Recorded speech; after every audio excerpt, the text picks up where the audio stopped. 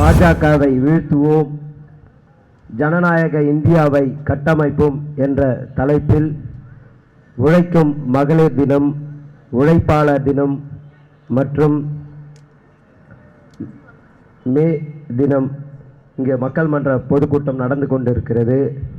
இந்த கூட்டத்திற்கு வருகை தந்திருக்கும் தலைவர் பெருமக்கள் அனைவருக்கும் என்னுடைய வணக்கத்தை தெரிவித்துக் கொண்டு, அது மட்டுமல்லாமல் எங்களை எல்லாம் வழிநடத்தி கொண்டிருக்கின்ற மக்கள் மன்றத்தின் ஒருங்கிணைப்பாளர், இந்த கூட்டத்தை தலைமையேற்று நடத்தி கொண்டிருக்கின்ற அக்கா மகேஷ் அவர்களுக்கும் இந்த நேரத்தில் வணக்கத்தை தெரிவித்துக் கொண்டு, ஒடுக்கப்பட்ட மக்கள் அறிவு ரீதியாகவும் அவர்களை நெறிப்படுத்தி அரசியல் தெளிவடைய வைக்க வேண்டும் என்று மக்கள் மன்றத்தின் ஒருங்கிணைப்பாளர் அக்கா ஜெஸ்ஸி அக்கா அவர்களையும் வணக்கத்தை தெரிவித்துக் கொண்டு, மற்றும் இந்த மாபெரும் கூட்டத்தை சிறப்பாக ஏற்பாடு செய்த மக்கள் மன்றத்தினுடைய மாநில, மாவட்ட, ஒன்றிய அத்தனை பொறுப்பாளர்களுக்கும் இந்த நேரத்தில் வணக்கத்தை தெரிவித்துக் கொள்கிறேன்.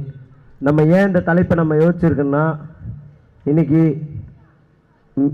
2024 பிஜேபி மீண்டும் ஆட்சிக்கு வந்தால் தமிழ்நாடே எப்படி இருக்குன்னு சொல்ல முடியாது. குறிப்பாக இந்தியாவில் தலித்துகள், பழங்குடி மக்கள், பெண்கள் வாழ தகுதியற்ற நாடாக மாறி போயிடுன்றது நம்ம எல்லோரும் தினம் தினம் முகநூல் வாயிலாகவும் செய்தி பத்திரிகைகள் வாயிலாகவும் நம்ம பார்த்துட்டு இருக்கோம். ஏன்னா இன்னைக்கு எல்லா துறைகளும் சங்கிகள் உள்ளே புகுந்து இருக்காங்க. அது எல்லா துறைகள்லையும், காவல்துறையாக இருக்கட்டும், அரசு நிர்வாகங்கள்லையாக இருக்கட்டும், அது மட்டும் இல்லை நீதித்துறை, எல்லா துறைகளிலும் சங்கிகள் பூந்துட்டாங்க. இன்னைக்கு சங்கிகளுடைய பிடியில தான் இந்த நாடு சிக்கிக்கின்னு இருக்கு. அது மட்டும் இல்லாத இப்போ யார் என்ன செஞ்சாலும் நீதிமன்றம் தலையிட்டு ஏதோ பஞ்சாயத்து பண்ணுற மாதிரி பண்ணுறது. அது மட்டும் இல்லாத இந்த அமலாக்கத்துறையில் ஒரு துறையை வச்சு பிஜேபி எல்லாரையும் பயமுறுத்தி, எல்லாரையும் யாரெல்லாம் சின்ன சின்ன தவறு செய்கிறாங்களோ அவங்கள அத்தனை பேரையும் மிரட்டி அவங்க பக்கம் கொண்டுன்னு வர வேலையாக இந்த பிஜேபி செஞ்சுன்னு இருக்குது. இந்த பாசிசத்தை நம்ம வீழ்த்தலாம். நாமளும் 2000 ஆண்டுகளுக்கு முன்னாடி பார்ப்பனர்களுக்கு எப்படி அடிமைப்பட்டு கிடந்தோமோ அதே போல தான் நாம் மீண்டும் அந்த பழைய நிலைக்கு தள்ளப்படுவோம் அப்படின்றது தான் இதனுடைய நோக்கமாக இருக்குது. ஏன்னா இப்போ ஒன்றும் இல்லை, கடந்த ஜூலை மாதத்தில் பார்த்தீங்கன்னா தமிழ்நாட்டில் ஒரு தலித் விவசாயி 6 ஏக்கர் நிலம் வச்சுருந்தார். 6 ஏக்கர் நிலம் வச்சுருந்தார். அவர் அவருக்கும் அவருடைய அண்ணன் நினைக்கிறேன் கிருஷ்ணன் கண்ணையான்றவங்க 2 பேர் நிலத்தை வச்சுருந்தாங்க. அவங்கள ஒரு ஆதிக்க சாதிக்கிற பிஜேபியினுடைய மாவட்ட துணைத் தலைவர் அந்த நிலத்தை பறிக்கிறதுக்காக பலமுறை முயற்சி செஞ்சோம். அந்த தலித் விவசாயிகள் கொடுக்க மறுக்கிறாங்க. அப்போது இவங்க என்ன பண்ணுறாருன்னா, ஒரு பிஜேபிக்காரன் சொல்லி இடி ஆஃபீஸுக்கு ஃபோன் போட்டு வர வச்சு உங்களை ரெய்டு பண்ணுற அப்படின்னு சொல்லி இங்கேருந்து ஆத்தூர் சென்னை வரையிலும் அழைக்க வச்சாங்க இந்த அமலாக்கத்துறை. ஏன்னா இந்த அமலாக்கத்துறை எல்லாமே யார் கண்ட்ரோலில் இருக்குன்னா, மோடி பிஜேபி கண்ட்ரோலில், காவிகளுடைய கண்ட்ரோலில் தான் இருக்குது. இன்றைக்கி நாடே கார்ப்பரேட் மயமாகி போயிருக்கு. எல்லாமே தனியார் துறை கிட்ட தான் இருக்குது. கிட்டத்தட்ட ஒரு நிறுவனமும் என்ன இல்லை, இன்னைக்கு அரசு நிறுவனங்கள் எல்லாமே தனியார் கையில் ஒப்படைச்சிருக்கு இந்த மோடி பாசிச அரசு. இதெல்லாம் நம்ம மீட்டெடுக்கணும்னா ஒரு புதிய இந்தியாவை கட்டி அமைக்கணும். அது மட்டும் இல்லாத பிஜேபியை வீழ்த்தினா மட்டும்தான் இதை செய்ய முடியும். நம்ம வெறும் தேர்தல் மூலியமாக மட்டும் நம்ம அதை செஞ்சிட முடியாது.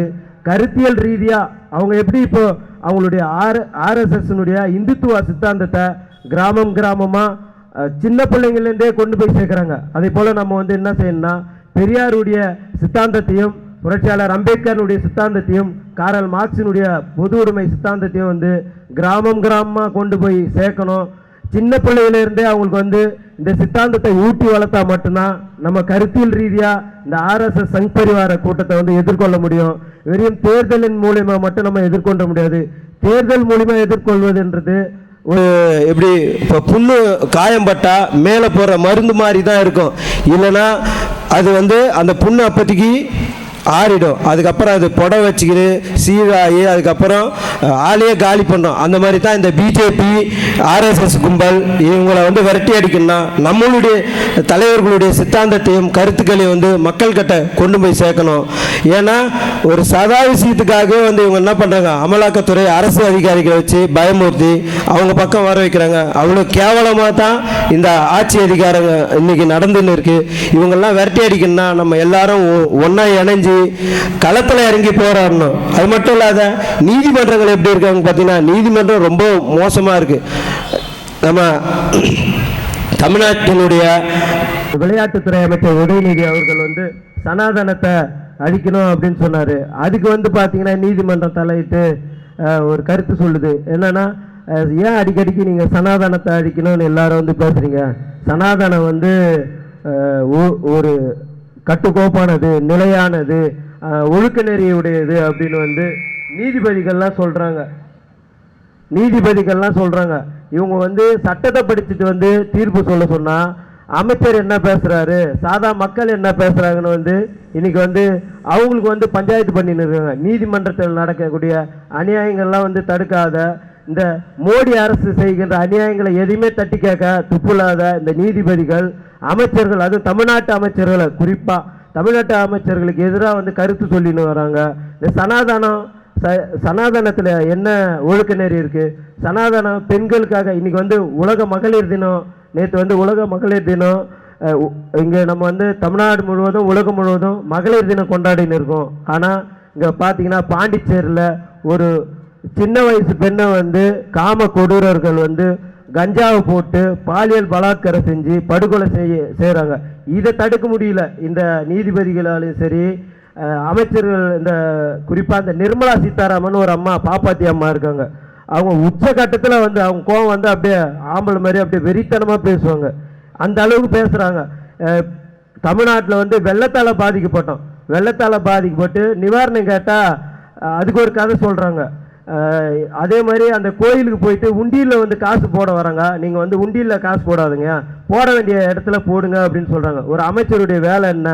இந்த மக்களை வந்து பார்த்தோமா, பாதிக்கப்பட்ட மக்களுக்கு என்ன நிவாரணம் கொடுக்கணும், இதை ஆய்வு பண்ணி எடுத்துன்னு போயிட்டு அங்கே பிரதமர் அமைச்சருக்கு சொல்ல வேண்டிய வேலை தான். ஆனால் அதை விட்டுட்டு இவங்க வந்து பாப்பாங்களுக்கு வந்து காசு இன்னும் மணி ஆற்ற வேலையை அதிகப்படுத்திட்டு தான் இருக்காங்க. அந்த மாதிரியான ஒரு கேவலமான ஆட்சி தான் இன்னைக்கு இந்தியாவில் நடந்துன்னு இருக்குது. அது மட்டும் இல்லாத இவங்களுக்கு வந்து ஒரு தலித்துகள் பாதிக்கப்பட்டால் இவங்களுக்கு வந்து வருத்தம் வராது. அதே போல் பழங்குடி மக்கள் பாதிக்கப்பட்டால் வருத்தம் வராது. இப்போ உதாரணத்துக்கு மணிப்பூர் எடுத்துங்க. மணிப்பூரில் ஒன்றும் இல்லாத விஷயத்துக்கே வந்து என்ன பண்ணாங்க, பழங்குடி மக்களுக்கும் அங்கே இருக்கிற சாதி இந்துக்களுக்கும் பிரச்சனையை உருவாக்கி பழங்குடி மக்களை, பல்லாயிரக்கணக்கான மக்களை வந்து படுகொலை செஞ்ச ஆட்சி தான் இந்த பிஜேபி. அதனால தான் நம்ம இந்த பாசிச பாஜகவை ஒழிக்கணும் அப்படின்னு நம்ம சொல்கிறோம். இது மாதிரி பல விஷயங்கள் நடக்குது.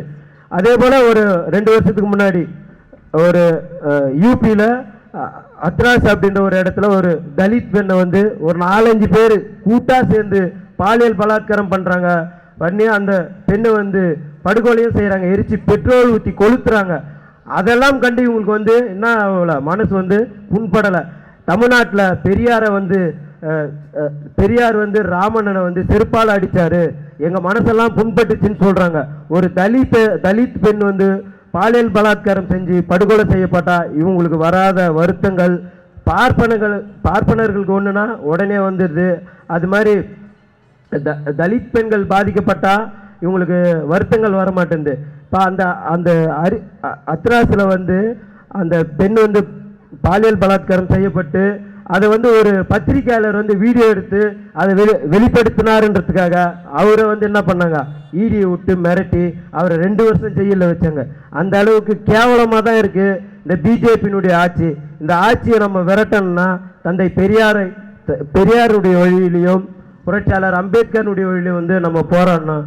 அதே போல் இதுக்கு முன்னாடி 1956 தந்தை பெரியார் அவர்கள் வந்து ஒரு பெரிய போராட்டத்தை நடத்தியிருக்கார். நீதிமன்றத்துக்கே வந்து தீர்ப்பு சொல்லியிருக்காரு. திருச்சி மாவட்டத்தில் மலையப்பன் அப்படின்ற ஒரு கலெக்டர், அவர் வந்து ஒரு நேர்மையான அதிகாரி, அவர் பார்ப்பனர் அல்லாதவர். அவர் வந்து நரிக்குறவ சமூகத்துக்காக வீட்டுமனை பட்டா அவங்களுக்கான தேவைகளை செஞ்சு தராரு. ஒரு தனிநபர் இடத்தை வந்து எடுத்து அந்த மக்களுக்கு வந்து கொடுத்தாருன்றதுக்காக அன்னைக்கு இந்து பத்திரிகைகள் எல்லாமே வந்து ரொம்ப கேவலமாக எழுதினாங்க. அந்த மாவட்ட ஆட்சியரை வந்து இவர் வந்து எந்த உயர் பதவிக்கும் லாய்க்கு இல்லாதவர் அப்படின்னு வந்து மோசமாக விமர்சனம் பண்ணாங்க. இதை பார்த்த பெரியார் என்ன செஞ்சார்னா கடுமையாக விமர்சனம் செஞ்சார். அது மட்டும் இல்லாத கிட்டத்தட்ட ஒரு 40,000 மக்களை அணி திரட்டி இந்த நீதிமன்றத்துக்கு எதிராக பெரிய போராட்டத்தை முன்னெடுத்தார். போராட்டத்தை முன்னெடுத்தது மட்டுமில்லாத கடுமையாக விமர்சனம் பண்ணார். இது வந்து பார்ப்பனர்களுக்கும் திராவிடர்களுக்குமான ஒரு போராட்டமாக தான் பார்க்குறா அப்படின்னு சொல்லிட்டு கடுமையாக விமர்சனம் பண்ணார். அது மட்டும் இல்லாத பார்ப்பனர்கள் வந்து ஆட்சியாளர்களாக இருந்தாலும் நீதி அரசர்களாக இருந்தாலும் அந்த நாடு கடும் புலிகள் வாழும் காடாக தான் போகணும்னு வந்து கடுமையாக விமர்சனம் பண்ணுறார் பெரியார். அந்த அளவுக்கு பெரியார் வழியில் நம்ம எல்லாரும் பெரியார் போல வீரியமான போராட்டத்தை எடுக்க வேண்டிய சூழலுக்கு தான் இன்னைக்கு இந்த பார்ப்பன பாஜக அரசு நம்மளை தள்ளிக்கின்னு இருக்குது. ஏன்னா இன்னைக்கு நாடே வந்து தனியார் கையில் ஒப்படைச்சிட்டாங்க. மொத்தம் எங்க பார் கஞ்சா அதானி வந்து துறைமுகத்தில் கிட்டத்தட்ட 3000 கோடி கஞ்சா 3000 கிலோ கஞ்சா வந்து சாதாரணமாக எடுத்தாந்து விற்பனை செய்கிறாங்க. அதை தடுக்க இந்த மோடி அரசுக்கு துப்பு இல்லை. ஏன்னா இவங்க 2 பேரும் கூட்டு கலவணியாக தான் இருக்காங்க.